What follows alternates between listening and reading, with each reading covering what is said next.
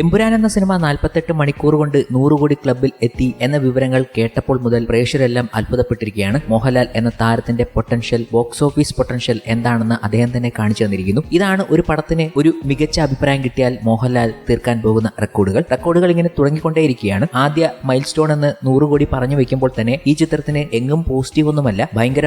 ഭീകരമായ hate campaign എമ്പുരാനെതിരെ നടക്കുന്നുണ്ട്. കാരണം ഇതിൽ പറയുന്ന രാഷ്ട്രീയം തന്നെയാണ് വിഷയം. എല്ലാ രാഷ്ട്രീയ പാർട്ടികൾക്കും ഇതിൽ വ്യക്തമായ വിമർശനം ഉയർത്തുന്നുണ്ട്. എങ്കിലും ഇതൊരു സിനിമയാണ്. പണ്ട് സിനിമാക്കാരും മിമിക്രിക്കാരും വിമർശകരുമൊക്കെ ഓരോ പാർട്ടികളെ കുറിച്ച് പറയുമ്പോഴും അത് ഇരുകൈ നീട്ടി സ്വാഗതം ചെയ്യുന്ന പാർട്ടി പ്രവർത്തകരെയും പാർട്ടിയിലെ മുഖ്യ ആൾക്കാരെയും ഒക്കെ നമ്മൾ വേദികളിൽ കണ്ടിട്ടുണ്ട്. അവരെ കളിയാക്കി തന്നെയാണ് പറയുന്നതും പാർട്ടിയെക്കുറിച്ച് കളിയാക്കിയും പലയിടത്തും പറഞ്ഞിട്ടുമുണ്ട്. എന്നാൽ ഈ സിനിമയിൽ പറഞ്ഞ സംഭവം പലർക്കും അങ്ങോട്ട് ദഹിച്ചിട്ടില്ല. ഒരു സിനിമയായി കാണാൻ അവർക്ക് താല്പര്യവുമില്ല എന്ന രീതിയിലാണ് അവരുടെ ഹെയ്റ്റ് ക്യാമ്പയിൻ നടക്കുന്നത്. ആ ഹെയ്റ്റ് ക്യാമ്പയിനുമായി ബന്ധപ്പെട്ട് ചില ഗ്രൂപ്പ് ഡിസ്കഷനുകളൊക്കെ നടന്നത് കഴിഞ്ഞ ദിവസം നമ്മൾ കേട്ടിരുന്നു. ആ ഓഡിയോ ഈ വീഡിയോയ്ക്ക് ലാസ്റ്റ് നിങ്ങൾക്ക് കേൾക്കാൻ സാധിക്കും. എന്നിരുന്നാലും ഒരു വിഭാഗത്തിന് ഇത് പ്രശ്നമുണ്ടാക്കുമ്പോൾ മറ്റൊരു വിഭാഗം അതിനെ ഒരു വാളായി തന്നെയാണ് ഉപയോഗിക്കുന്നത്. ഡിവൈഎഫ്ഐയുടെ വാർത്താക്കുറിപ്പ് ഇപ്പോൾ വലിയ രീതിയിൽ ശ്രദ്ധ നേടുകയാണ്. ഗുജറാത്തിൽ സംഘപരിവാർ വാളും തൃശൂലവുമായി അഴിഞ്ഞാടി നടത്തിയ വംശഹത്യയെ ഒരു കലാപ സൃഷ്ടിയിലൂടെ സ്പർശിക്കുമ്പോൾ പോലും അവർ എത്ര അസ്വസ്ഥമാണ് എന്നാണ് തെളിയിക്കുന്നത്. തങ്ങളുടെ രാഷ്ട്രീയത്തെ വിമർശിക്കുന്ന സിനിമകളോടുള്ള ആരോഗ്യപരമായ വിയോജിപ്പ് പോലുമല്ല. മലയാളികളുടെ അഭിമാനമായ രാജ്യം ആദരിച്ച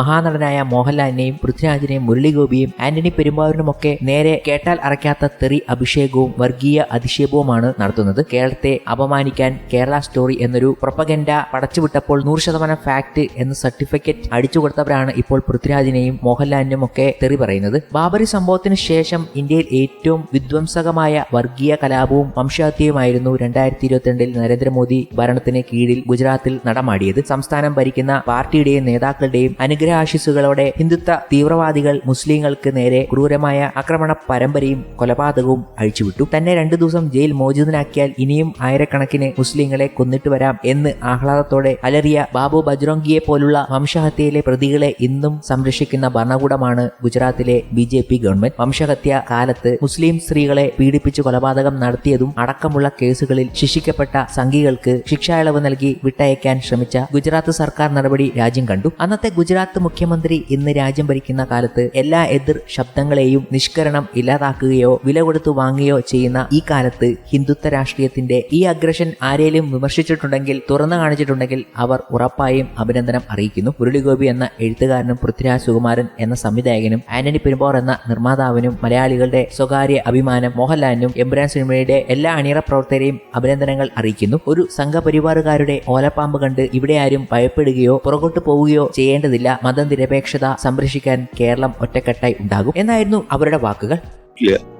ഞാൻ ഈ സോഷ്യൽ മീഡിയയിലുള്ള ഈ റെസ്പോൺസ് കണ്ടിട്ട് എനിക്ക് തന്നെ എന്താ പറയാ, ഞാൻ ഈ നാറിക്ക് വേണ്ടിയിട്ടൊക്കെ, ഈ നാറികൾക്ക് വേണ്ടിയിട്ടൊക്കെ നമ്മൾ ക്ഷമിക്കും, പൊറുക്കുകയും എന്താ പറയാ, ഇവരില്ലെങ്കിൽ എന്താ പറയാ, ഇനി ഈ സമൂഹത്തിൽ നമ്മുടെ കാര്യങ്ങൾ പറയാൻ ഇനി ആരുമില്ലല്ലോ എന്നുള്ള രീതിയിൽ സപ്പോർട്ട് ചെയ്തിട്ടുണ്ട്. അതിനൊന്നും ആവശ്യമില്ല. ഇത് നശിച്ച് ഈ ബോളിവുഡ് നശിച്ച് അവിടെ ഹിന്ദു എന്താ പറയാ, അയ്യോ ഹിന്ദു നടന്മാരാണെന്ന് പറഞ്ഞിട്ട് ആരെങ്കിലും കെട്ടിപ്പിടിച്ചില്ല, നശിച്ച് നാറാണക്കല്ല് തെറിക്കട്ടെ. എന്നിട്ട് അതിൽ നിന്ന് നല്ല സിനിമകൾ വരട്ടെ. എന്തോരടിച്ചാക്ഷേപിച്ചിട്ട് ഉണ്ണിമുഖത്തിന്റെ സിനിമ പൊന്തി വന്നില്ല. അതുപോലെ വന്നാ മതി. നമ്മുടെ സമൂഹമാണ്, നമ്മുടെ ആളുകളാണ് എന്നൊന്നും വിചാരിച്ചിട്ട് ഒരു സാധാവ് കാണിക്കണല്ല. നശിക്കേണ്ടത് നശിച്ചേ പറ്റുള്ളൂ. പിന്നെ താനെ പൊന്തി വരുന്നതായിരിക്കും സത്യമായ കാര്യങ്ങൾ. അപ്പൊ ഞാൻ പറഞ്ഞത്, ഈ മോഹൻലാലിനെ ഇടയ്ക്ക് കാണുന്ന ഇടവേളകൾ കാണുന്ന അയാളുടെ ഫാമിലിയുടെ ബുക്കിംഗ് ഞാൻ ക്യാൻസൽ ചെയ്തു. എന്നേക്കാൾ സീനിയർ ആയിട്ടുള്ള ഒരു വ്യക്തിയായിരുന്നു. ഞാൻ പറഞ്ഞു, ഇതാണ് സംഭവം, ഉള്ള കാര്യമല്ലോ. സോഷ്യൽ മീഡിയയിൽ അതിൽ സഹായിച്ച എല്ലാവരോടും ഞാൻ നന്ദി പറയാണ്. സത്യമായിട്ടും എനിക്ക് എക്സിന്നാണ് ആ ഫീഡ്ബാക്ക് കിട്ടിയത്. സിനിമ കണ്ട ആളുകള് നിരന്തരം എല്ലാവരുടെ പേര് ഞാൻ എടുത്ത് പറയുന്നില്ല, സിനിമ കണ്ടവര് ഓരോ മണിക്കൂർ ഇടവിട്ടിട്ട് അവര് ചെയ്ത ക്യാമ്പയിൻ കൊണ്ട് ഞാൻ കുറെ ആളുകളെ സ്റ്റോപ്പ് ചെയ്യും. ഞാൻ കാണാതിരിക്കുക മാത്രമല്ല, ഞാൻ കാണണമെന്ന് കരുതിയ സിനിമ എന്ന് വെച്ച് കഴിഞ്ഞാൽ ഇത് ഇങ്ങനെയൊന്നും അല്ലെങ്കിൽ കാണണമെന്ന് കരുതിയിരുന്ന ഒരു സിനിമയായിരുന്നു. ഇങ്ങനെയാണെന്ന് മനസ്സിലായപ്പോ ഞാൻ ഒരുപാട് പേരെ ക്യാൻസൽ ചെയ്തിട്ടുണ്ട്. ചുരുക്കി പറയാ, എന്നിട്ട് നമുക്ക് വേറെ ആൾക്കാരൊക്കെ സ്പീക്കേഴ്സ് വന്നിട്ടുണ്ട്. ഞാൻ നിർത്തി. ഇല്ല, ഞാൻ കൺക്ലൂഡ് ചെയ്തു. ഓക്കെ. ഇനി സംസാരിച്ചോളൂ. അർജുൻ എന്ന് പറഞ്ഞ മൈക്ക് എടുത്തിട്ടുണ്ടല്ലോ. അതേപോലെ അതിനു മുമ്പ് എനിക്ക് തോന്നുന്നു മല്ലു മിനാറ്റി, അതോ ആ മൈക്ക് എടുത്തിട്ടുണ്ടല്ലോ, സംസാരിച്ചോളൂ. അല്ല, എനിക്ക് ചോദിക്കാനുള്ളതേ, നിങ്ങൾ ഈ ഇങ്ങനെ പറഞ്ഞിട്ട് അത് സിനിമയെ ബാധിക്കുന്നുണ്ടോ? അത്